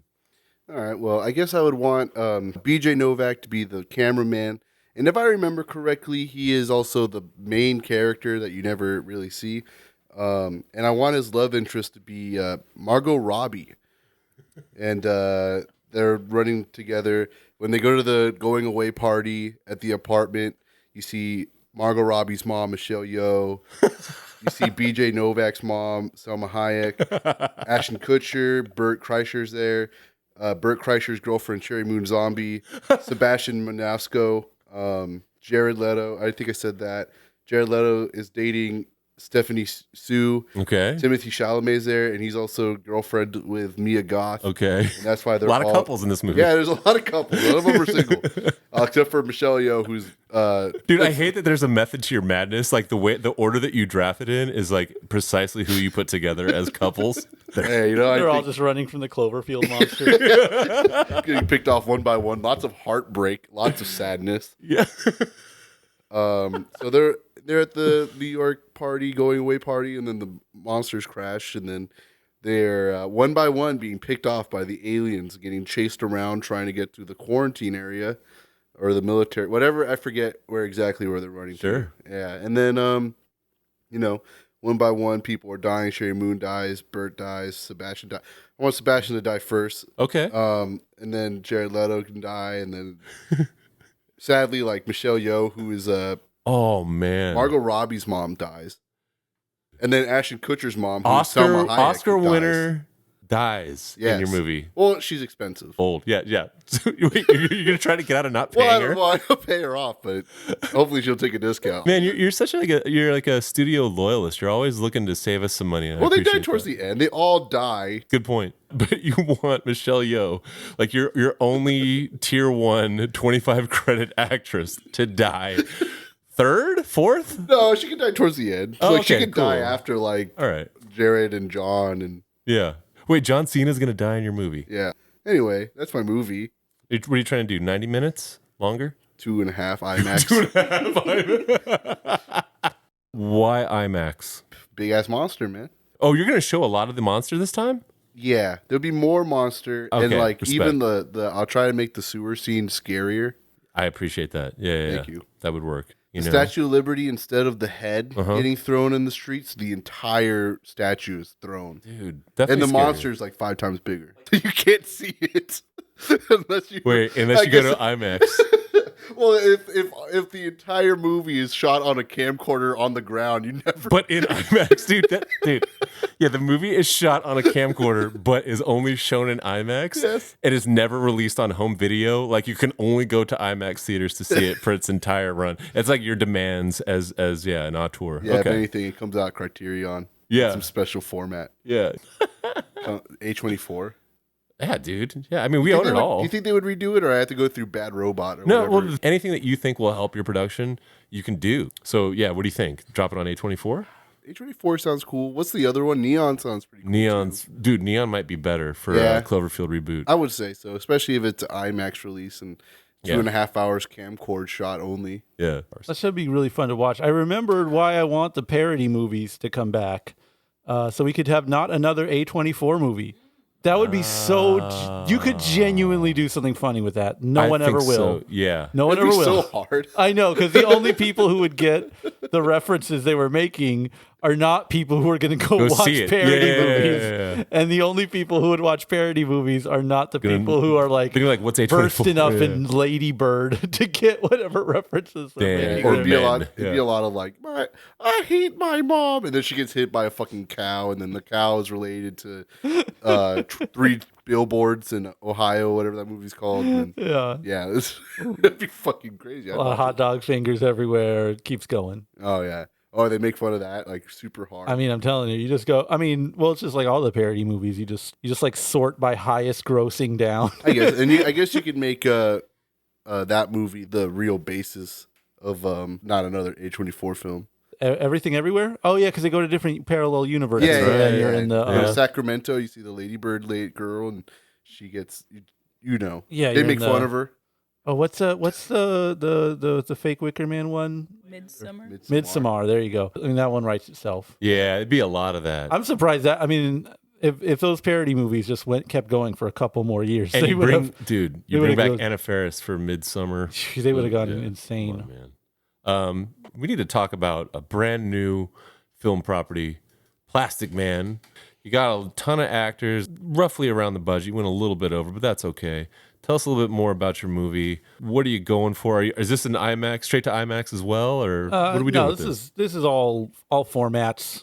Populist film. Yeah, I mean, it's gonna be DC films, the new ones, Okay. or whatever it is, because that's who owns Plastic Man now. But all the characters are deep in the quality comics, and all my golden age of comics heads are really going to appreciate that reference. I just can't get Dick Tracy out of my head. Yeah. This is that's the tone. It's a loving look at the film noir genre, of course, kind of kept afloat by all the various cameos you get from people. And I forgot that Plastic Man can change into people. So, I mean, some of those just extras I threw in, just have him morph into them. You know, I mean, him morphing into some of the ladies is going to be a constant yuck fest. You know what I mean? Yeah, yeah. Especially like through a noir lens. Yeah. But yeah, and because he's Eel O'Brien, so he's going to be like a mob guy. I mean, imagine a Charlie Day morphing Flubber style into a John Batista to like infiltrate their mob circle. Come on, this stuff writes itself. But he's a cop too. Mm-hmm. Okay, yeah. So he's a cop that moonlights as a mob guy, or vice versa. But he can still morph into bad guy form because he has all these criminal ties. Yeah, he can help him solve crimes. I don't have a beat for beat for you on the plot, but that's fine. Yeah, you know, they're trying to unravel something, and obviously they have to go to a lot of different mob houses. And I feel like almost anyone I picked is kind of interchangeable as A+ quality mob boss. Julia Louis-Dreyfus just fucking holding it down. Amazing. Be a 10 out of 10. Yeah, this is I'm really excited about this movie that I'll never get to see now. Thank you, Brent.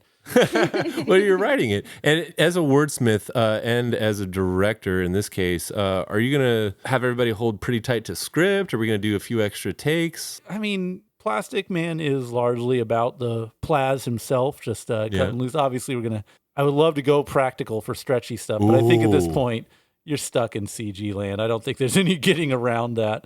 So yeah, it's going to be a lot of just Charlie Day spazzing out on a green screen. And we're going to stretch him out into different stuff, have him morph into different things. It'll be great to see chairs and inanimate objects with what's it? You got the little black belt with a yellow stripe. Yeah. You're going to see a lot of that. So my CG, whatever budget I went under or slightly over, you're going to really burn a lot on the CG on this one. Sorry. that's the nature of Plaz, man. So the one name on this list I'm extremely curious about. What are you doing with Kid Cudi in this film? Oh, he's a mob guy. He's gonna be like, Okay. I mean, you saw like, you know, But how's he gonna? How do you want him to play the mob guy? Straight? again, completely chill. Like he's gonna be like the namaste mob guy. He's gonna be very zen about it, and then that's gonna play off of William H. Macy, a sadistic fuck. Like basically, who's the guy in Black Velvet, or Blue Velvet? Who's the main bad guy? Dennis Hopper. Yeah, the way he like. I'm going to make William H. Macy basically do that. And he's going to be that mob guy. And then, you know, of course, the other mob house is going to have, you know, Namaste Kid Cudi be their mob guy. So you're going to get to see how the different houses are run. Again, this fucking movie is genuinely goddamn good, and it's never going to happen. But still, you see where I'm going at with this. Clooney as the spirit is an incredible casting. Yeah, that's I mean, that's going to obviously be a spinoff because children love Will Eisner written noir characters for sure. Like I know Phantom Mania in the 90s. Yeah. A lot of people don't remember that, but like It's massive. Yeah, it was huge. Yeah. It was huge. Was that Billy Zane? It was. And when Seth Rogen brought back the Green Hornet, obviously we're still feeling the reverberations of that to this day. Yeah. This works every time they do it. It's weird that three of us are wearing Kato shirts right now. I mean we stand. We stand like radio broadcast era superheroes, and I don't know why they haven't tried bringing them back again because they're always successful. The Rocketeer, I don't need to listen. I mean, Batman was cute when he had his little run, but when the Rocketeer was on, you fucking paid attention. Exactly. Yeah, and so we're just going to continue the successes of those films with this one. Huge. And now, the moment we've all been waiting for. We've gone this entire round without knowing precisely what this sci-fi movie is. Justine, tell us a little bit about your film and what we can expect. All right. Under budget, by the way. Yeah. We're doing another reboot. Uh-huh. Something that we watched recently is RoboCop 2. Oh my God. We're not doing RoboCop. This is a sequel, and this is a sequel to the reboot? No, because the reboot is not the first one either. Okay, so we're just doing RoboCop 2. But are you releasing it as RoboCop 2, or are you like RoboCop, but it's RoboCop 2? RoboCop Hold on. 2. Has this ever been done? Like they reboot something, but with like Reboot the the sequel?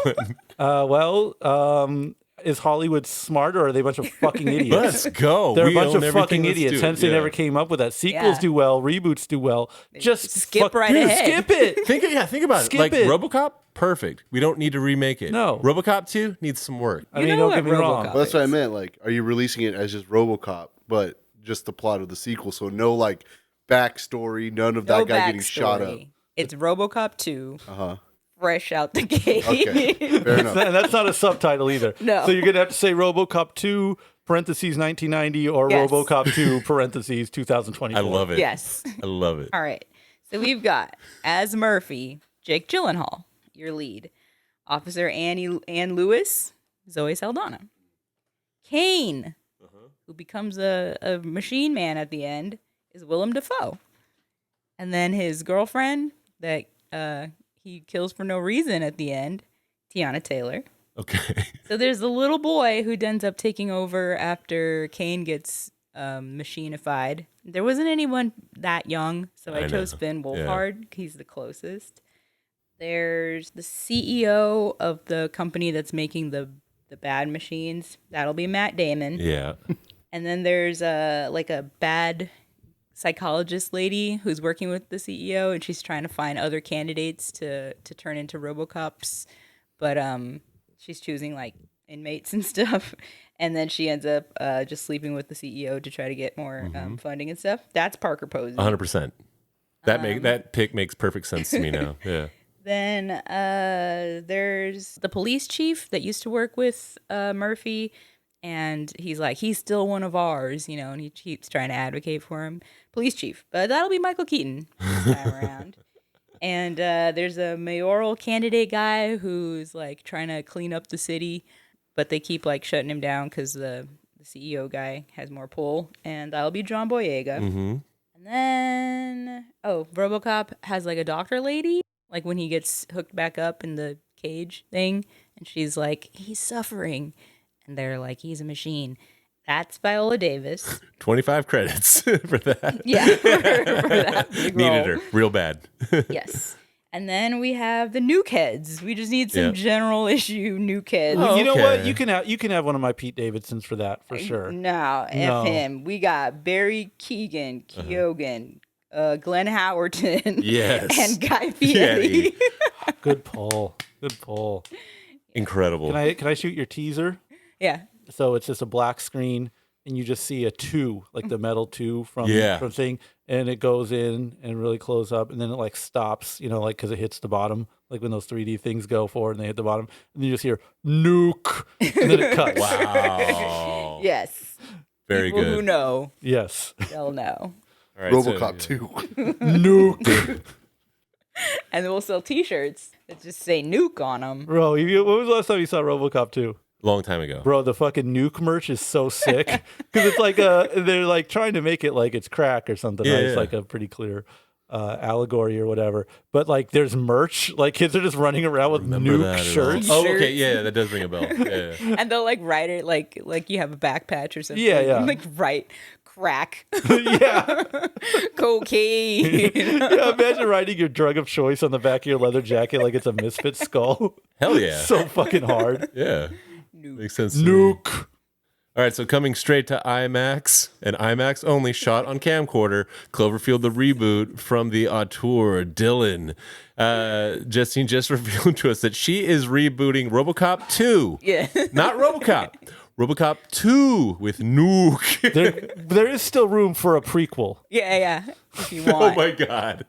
A prequel, but not Yeah, the original. imagine like you're watching RoboCop 2 and you're like, what happened before? Yeah. Then you drop the prequel on him. Genius. I absolutely love RoboCop it. 2, the beginning. RoboCop 2. Jesus. RoboCop 2, the first chapter. Yeah, Oh chapter my 1. god. RoboCop 2, RoboCop 2, chapter 2. 1. Yeah. With title screens and everything. And then old IP, new movie, Plastic Man, put together by our own Colin, for all those Golden Age heads out there that are fiending for more. Fantastic job, all of you. I hope you got at least most of the actors that you wanted for it. It sounds like these are going to be fantastic, overstuffed movies. Shouldn't Plastic Man be public domain at this point? Those comics Gotta be, came right? out. 40s? Yeah, and Oh, I so mean, not yet then. obviously DC owns the rights. Yeah, they've but made new ones like in the past 10 years. Yeah, so you could. I'm sure like there's certain elements of Plastic Man which would not be cool to take, but like those are going to be pinchable pretty soon. So everyone listening, waiting for that hot Plastic Man IP to drop. There you go. All right, Dylan, tell us what we're watching next. Unlimited. Hey everybody, thank you for listening to this week's episode of the Regal Movie Masters Unlimited. Dun dun dun dun dun dun dun dun dun. What the fuck do I have to do? Something impossible? That's right, Tom Cruise is Mission Impossible Dead Reckoning Part 1, aka Mission Impossible 7. Possibly, but impossibly, the only movie we have to do next week. Anyway, freaks, see you at the movies. Bye!